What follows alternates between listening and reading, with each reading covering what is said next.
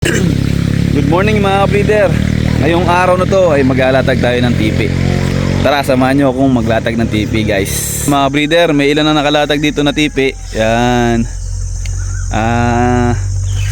Ang diskarte sana isang habang papaganon.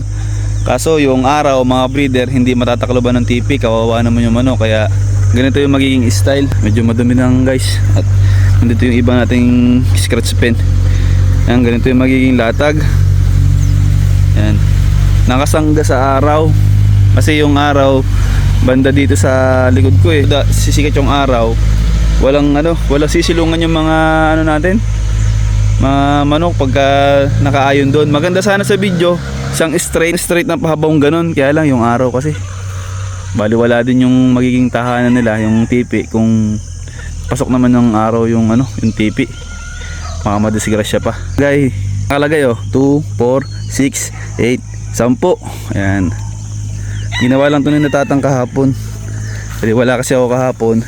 Sila yung nag-umpisa nito guys. Wala tayong Tagaytay kahapon eh. Ayan.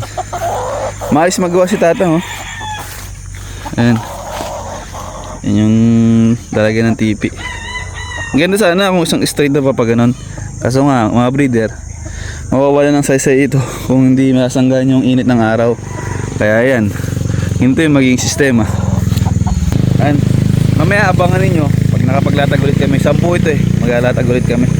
Baka hindi ko na mabidyohan mga breeder kung paano magkabit. Sasabihin ko na lang sa inyo kung ano yung sukat ng distansya ng tipi. Banda maya dyan ating sasabihin kung ano yung sukat, no? Ayan, marami na rin tayong tipi dito. Ayan, pamahal na yung tipi mga breeder. Dati yung una ako bilhin tipi dati na 50 pieces, nasa 280 lang, 250 ganyan. Ngayon 400 na yung tipi guys. Hindi ko alam. Tapos yung deliver, malaki masyado ng deliver. Buti na lang may nakakasabay. Kasi mahal nga naman ng gasolina guys. Hindi ko naman kayang pick up kasi wala tayong truck. Ayan guys, ito yung tipi 120 ito. Pero tingnan natin kung hanggang saan to itong 120 tipi.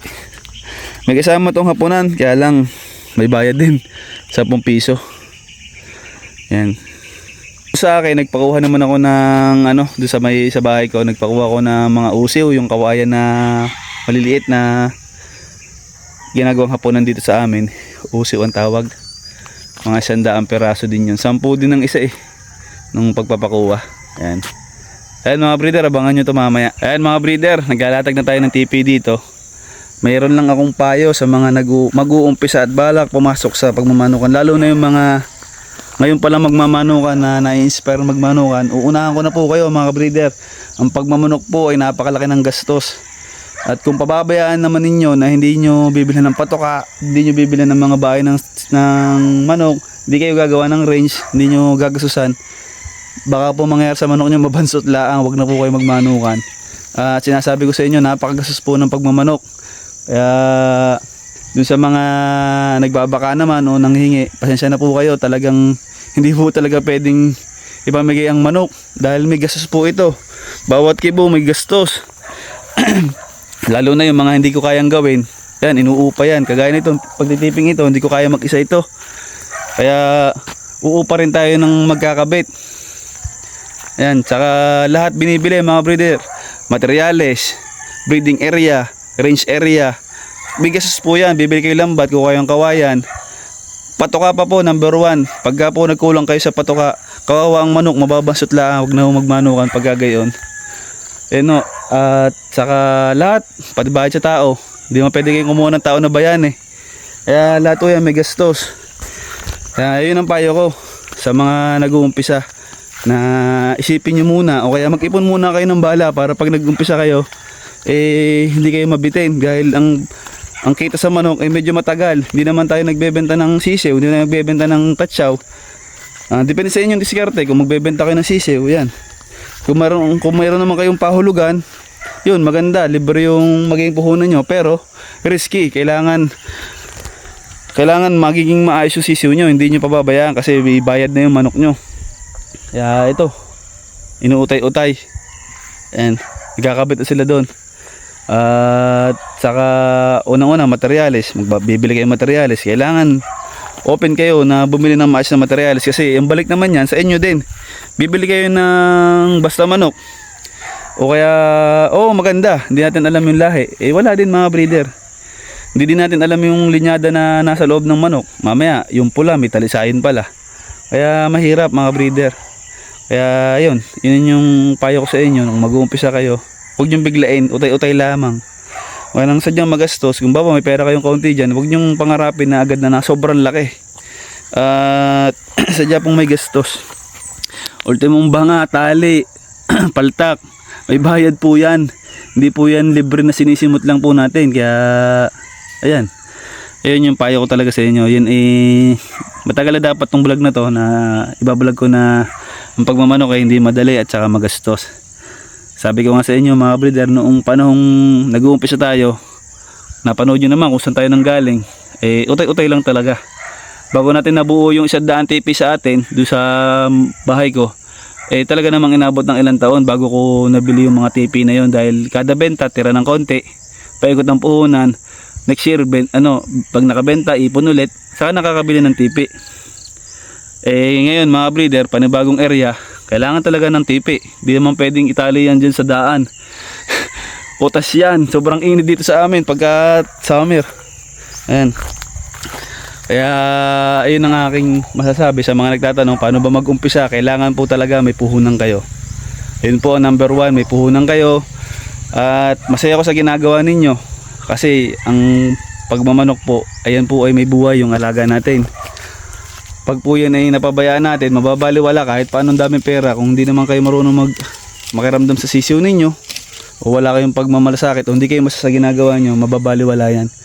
Kasi isipin nyo naman, bibili kayo ng isang bahay ng sisiw, ng tatsaw, 400 ang isa niyan. Kasama pa yung, hindi pa kasama yung delivery, hindi pa kasama yung hapunan.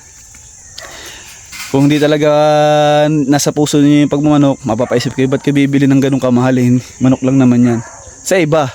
Pero sa mga kagaya namin na talagang ang puso ko talaga ay sa breeding, gusto ko yung ginagawa ko at mahal ko yung mga alaga ko, talagang gagastusan yan mga breeder.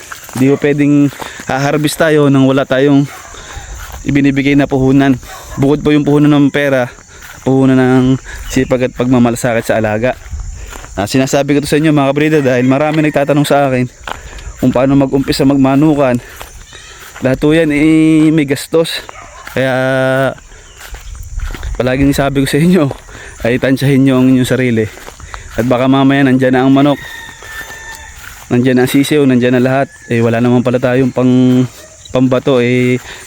Untian nyo lang po ang breed nyo. Lang po ay puputol ng kawad pantali. Tatang dalawa lang ang tali, dulo. Huwag nyo nalagyan yung gitna. Yan may matibay na. Yan. Yung anak ni tatang nag-aakot siya ng tipi. Mamaya tulungan ko yan. Yan. Makarami tayo ngayong araw na to para sa isang araw mapatabsan to. Hindi kasi mapatabsan, ang mahal ng gasolina. Hindi makabili ng gasolina sa tindahan din sa amin. Ulusong pa ng bayan. Mahal na ngayon, parang 90 na yata 88 baga o 100 na yung diesel 105 na 90 na yata ano. Yan nga Ayan mga breeder, ayun na ang payo ko sa inyo. Pag magmamanokan kayo, magastos po ang pagmamanok. Wala pong libreng patoka, wala pong libreng tipi, walang libreng lambat, walang libreng kawayan. Lahat po may bayad. Kaya po yan pag gusto nyo magmanukan, isipin nyo muna ng 100 beses. At baka pag dumating ang gastusan magpaata-ata kayo wala. Kawawa ang manok. Ayan mga breeder, mamaya na lang uli. Bye bye. May sinasabi si tatang. Ang sabi ni tatang? Mabuti ka ako kung lumaki ang manok na walang patuka. At saka kung ang tipay parang kabuti, sisibol na lang ay wala, bibilin niyan lahat. Magaling sana kung aring tiping yung ngayon pag kumulog ay tutubo ay libre na tayo sa TV. Hindi na bibili. Tutubo na lang. Ayan, kagaya nun mga breeder, salitang tubo. Hindi kayo tutubo kung wala kayong puhunan. Sadyang magastos ang pagmamanok. Palagi ko naman sinasabi sa inyo, kung kayo magmamanukan, utay-utay lang. Hindi yung Eh, magmamanukan ako, malaki. Bago wala namang sapat na puhunan, eh wag na. Uti-uti lang. Kung ano lang yung kaya, yun lang. Hindi sapat saka. Oh, pagka kagaya nung ginagawa ko dati, tatang. Oo. Nung una, 5 tipi. Nakalipas ang ilang buwan, nakabenta. Bumili ako ng 20 tipi hanggang sa naging 100 na tipi dahil utay-utay. Utay. Saka yung breed, utay-utay din. Magaling kung pinipitas lang parang dahon ang patoka, hindi naman. Hindi naman parang kambing na isusuga lang ang sisiw. May kambing ay binibilang pa ng asin. Ayun guys, mamaya na lang. Mga breeder, kasabay na pagtitipi natin, dumating yung patoka. Isa rin ito mga breeder, kasama sa puhunan, ang patoka. Sa isang buwan, 2 beses tayo nagpapadeliver ng patoka para laging fresh yung patoka natin. Yung grains na yan, paborito na yun ng ating mga early bird. Naglahok tayo nung kabilang buwan pa. Ngayon, 50-50 na ang lahok ng grains. Yan. Kasama rin ito sa puhunan. Ang kakaroon ng patoka, hindi pwedeng walang patoka ang manok. Yan. Laging sariwa ang patoka para yung ating mga alaga. Ayan guys. Dito ko na pinadiretso sa kabilang manukan natin at umahal ng krudo ngayon. Naghahakot pa kami ng padalawang hakot eh. Kaya ito. Ayan dito na. Ayan. Paubos na kasi yung last na deliver ito eh malapit na maubos. Eh iniisip ko baka kasi mamaya maghigpit sa delivery kasi ang mahal na ng gasolina. Eh nag-order na tayo ng mas maaga. Ayan, 15 grains, 15 violet, 15 rin na ganito. Hindi ko alam kung ilan yung order ko ng ganyan. Puhunan na naman to, patoka. Ayan mga breeder, init. Mamaya na ulit to, siguro mga pag lumilong na, nakakaawa, ang hirap maggawa. Masyadong mainit. Magkukutis bayag na tayo. Ayan. Mayroon nang nakalatag dito na 2, 3, 6, 10, 14, 18, 22 mga breeder. 22. Bali na pa talaga ay 12. Simulang kaninang umaga. Na. May nakalatag na tayong TV guys. Paano mga breeder? Kakain na muna kami ng tanghalian. See you soon sa next episode ng JM Game Farm. Alright guys, sana marami kayo natutunan doon sa sinabi ko. Pasensya na sa mga words na nabanggit ko, pero yun po talaga ang totoo sa pagkakaroon ng pagmamanukan. Ganun po talaga. Pag sana kayong magalit sa akin o sabihin naman si JM naman ang yabang, sana wag kayong magalit sa akin dahil ayun po talaga yung realidad ng pagmamanok. Baka kasi gandahan ko ang sabi sa inyo, bolahin ko kayo, tapos pagdating niyang aktual sabihin nyo ay ang hirap pala magmanukan, laki pala ng gastos. Kaya po sinabi ko po sa inyo yung realidad ng pagkakaroon ng manukan. Yan guys, bye bye guys.